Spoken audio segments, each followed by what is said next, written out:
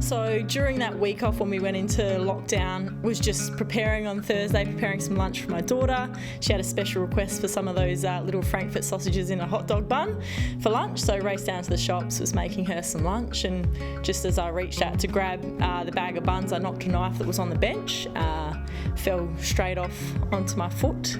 So I was a little bit shocked at the time when it happened. I sort of looked down. I was pretty calm. I think reflecting on it, I was calmer than I thought I'd be.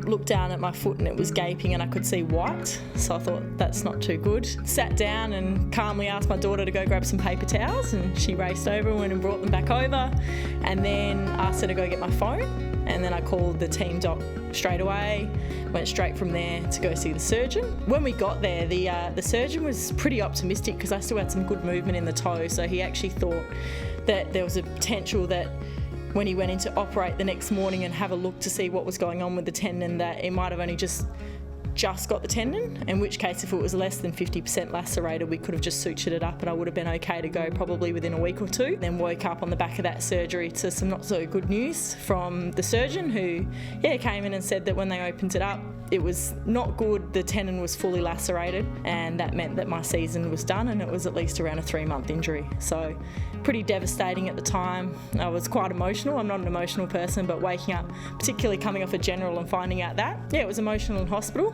In terms of the timeline with the injury, the surgeon originally said 6 weeks in the moon boot post-surgery, so I'm a couple of weeks into that now. Once we get out the boot, there'll be some general mobility and strengthening. When your limb's been immobilised for that period of time, you get some significant muscle wasting, so my calf looks a little bit like a pin at the moment, and the same with the foot.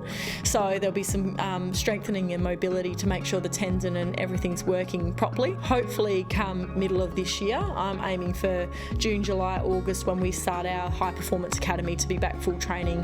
Hopefully then. That's me maybe pushing the limits there, but I think that's a reasonable expectation that we can have with a full return to pre-season full training then all ahead of next year.